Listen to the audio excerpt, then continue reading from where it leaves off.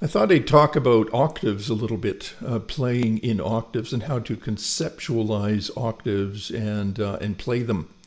I'm going to start with something simple, and that's the minor pentatonic scale. You all know this. Okay. Now, in order to play an octave, this would be like an A, and this would be an A. We have two A's there. They're called an octave because they're 8 diatonic tones apart. 1, 2, 3, 4, 5, 6, 7, 8. Okay, and you can see that the shape of the octave is, I'm using my first finger and my third finger, right? And there's a string in between that I have muted.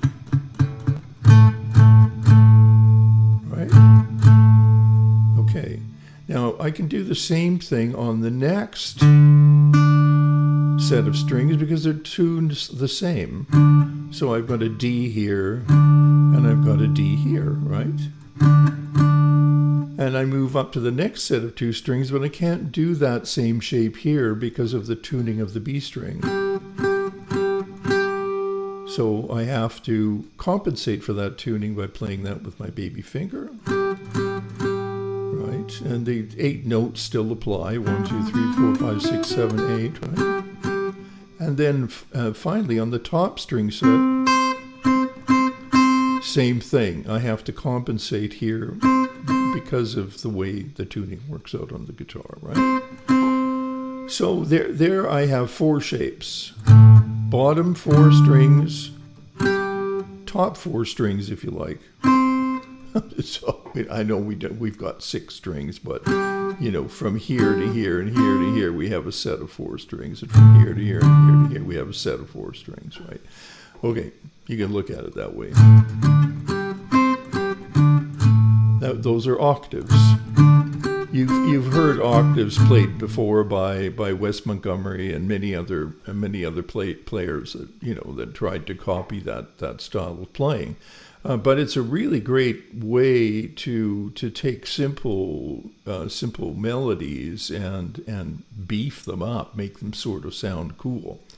But today we're not looking at melodies yet. We're just looking at the idea of conceptualizing how to play octaves. Okay, so that's the first little bit. Next little bit is I'm going to play the pentatonic scale with my first finger. That's as far as I have to go. All right, and now I do the shape on top.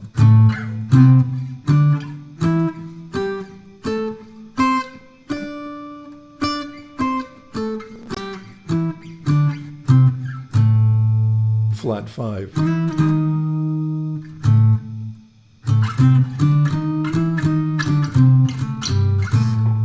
Right.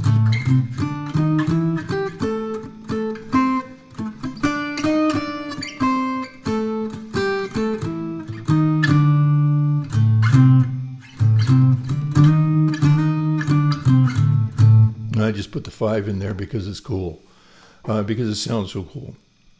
So I've got that. Let's add the flat 5 with my first finger, because it's the first finger that you're looking at. As a matter of fact, if you want to play in the octave style, playing lines with your first finger is a great way to do it.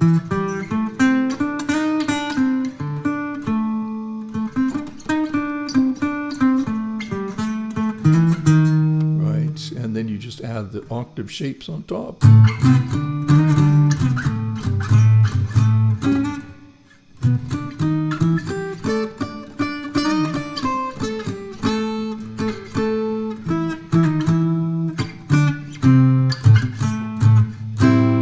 Yeah, you get the idea.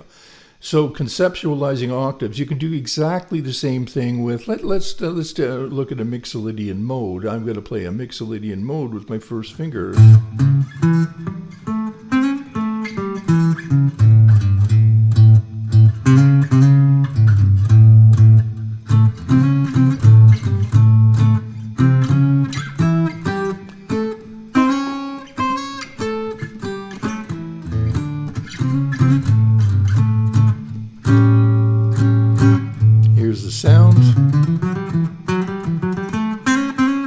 with that flat 3. There's my tritone, and so on, right?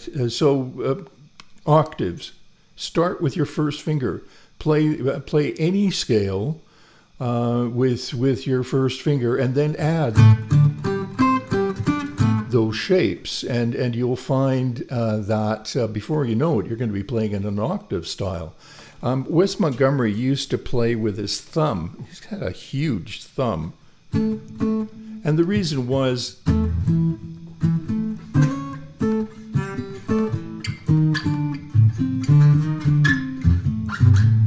I don't do that much.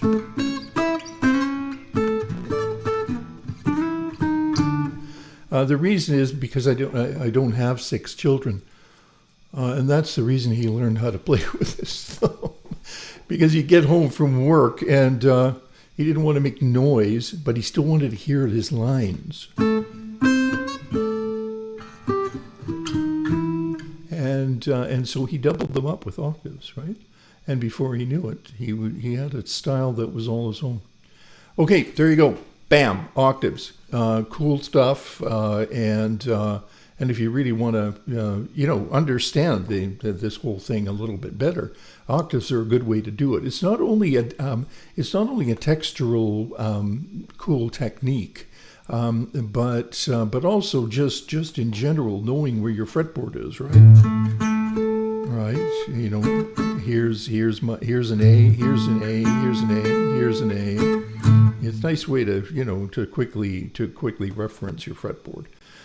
Okay.